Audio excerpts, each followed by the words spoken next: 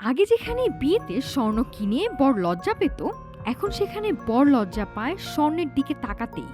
বিশ্ববাজারে স্বর্ণের দামে তৈরি হয়েছে নতুন ইতিহাস, আর সাধারণ মানুষের জীবনে তৈরি হয়েছে নতুন দুঃখগাথা।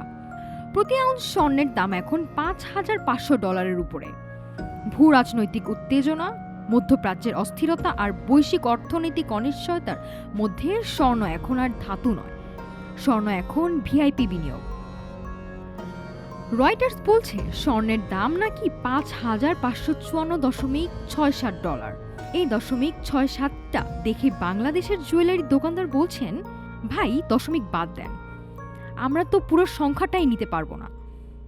বিশ্লেষকরা বলছেন কেন্দ্রীয় ব্যাংক স্বর্ণ কিনছে, ফান্ড কিনছে, নিরাপদ বিনিয়োগের খোঁজে সবাই স্বর্ণের দিকে ছুটছে। আর সাধারণ মানুষ সে এখন নিরাপদ বিনিয়োগ নয়, নিরাপদ বিকল্প খুঁজছে। একজন ক্রেতা বলছেন, আগের বিয়েতে 5 ভরি স্বর্ণ দিতাম, এখন ভাবছি 5 ভরি চকলেট দিলেই চলবে। আইজি মার্কেটের বিশ্লেষক বলছেন দামের সাময়িক সংশোধন আসতে পারে। এই কথা শুনে স্বর্ণের দোকানদার বলছেন, ভাই সংশোধন যদি হয় আগে আমাদের দেনা সংশোধন হোক। মধ্যপ্রাচ্যে উত্তেজনা, ট্রাম্প ইরানকে ডাকছেন আলোচনায়, ইরান দিচ্ছে পাল্টা হুমকি। এই হুমকি পাল্টা হুমকির মাঝখানে স্বর্ণ বলছে, তোমরা ঝগড়া করো, আমি দাম বাড়াই। এদিকে ফেড সুদের হার কমতে পারে, এই আশায় বিনিয়োগকারীরা খুশি।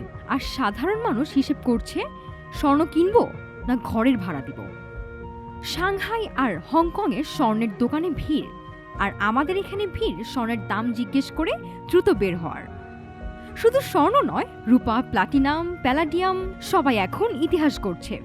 ইতিহাসের পাতায় লেখা থাকবে, এই সময়ের মানুষ বুঝেছিল স্বর্ণ আসলে গলায় পড়ার জিনিস নয়, স্বর্ণ হলো দেখে আফসোস করার জিনিস।